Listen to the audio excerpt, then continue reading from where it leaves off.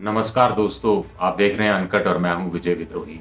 अब एक चीज़ पानी की तरह साफ हो गई है कि अगर कोरोना से बचना है तो ज़्यादा से ज़्यादा लोगों को जल्दी से जल्दी कम से कम समय में टीका लगाना है।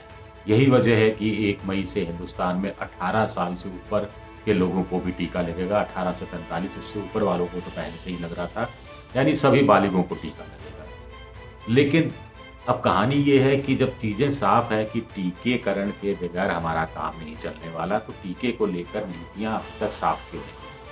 बड़ा सवाल उठ रहा है कि आखिर हिंदुस्तान में पुणे के अंदर सीरम इंस्टीट्यूट जो टीका बना रहा है, वो टीका हिंदुस्तान में ही वो सबसे महँगे दाम पर क्यों बेच रहा है? पूरी दुनिया भर में सबसे महँगे दाम पर हिंदुस्तान में ही क्यों बेच रहा है? बड़ा सवाल उठता है कि ये इंस्टीट्यूट अब राज्य सरकारों को कैसे टीका देगा, किस राज्य सरकार को कितना टीका देगा, ये तय नहीं है। कुछ राज्य सरकारों ने कहा है, जैसे छत्तीसगढ़ है, तमिलनाडु है और इसके अलावा बंगाल है, यूपी है कि वो 18 से 45 साल के लोगों को टीका मुफ्त में लगाएँगे, बाकी नहीं लगाएँगे। बाकी क्या 30 अप्रैल तक अपनी नीति में बदलाव करेंगे, ये तय नहीं है।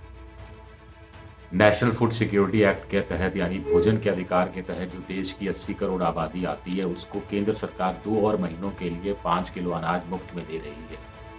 सब्सिडाइज रेट भी नहीं ले रही है। सब्सिडाइज रेट होता है 3 रुपए किलो चावल, 2 रुपए किलो गेहूँ और 1 रुपए किलो मोटा अनाज। जब इतना कुछ सरकार कर रही है तो 18 से 45 साल की उम्र के बीच में वो लोग जो गरीबी रेखा के नीचे आते हैं, जो राशन कार्डधारी हैं, जो नेशनल फूड सिक्योरिटी एक्ट यानी भोजन के अधिकार के तहत आते हैं, क्या उनको मुफ्त टीका लगाए?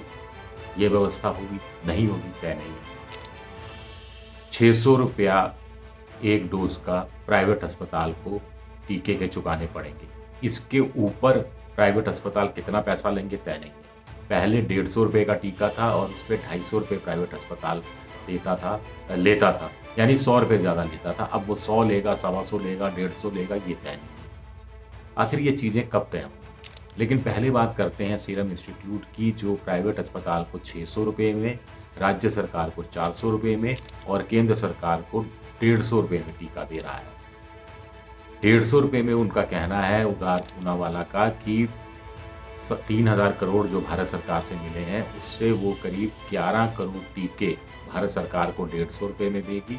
उसके बाद वो रेट रिवाइज़ करेगी, यानी वो इशारा कर रहे हैं कि भारत सरकार को भी उसके बाद 400 रुपये प्रति टीके देने पड़ेंगे। लेकिन प्राइवेट सेक्टर को $8 यानी $600 में टीका रफली क्यों मिल रहा है, जबकि यही टीका सऊदी अरब में $5.25 का है, साउथ अफ्रीका में $5.25 का है। यही कंपनी बेच रही है, सीरम इंस्टीट्यूट की ही कंपनी बेच रही है।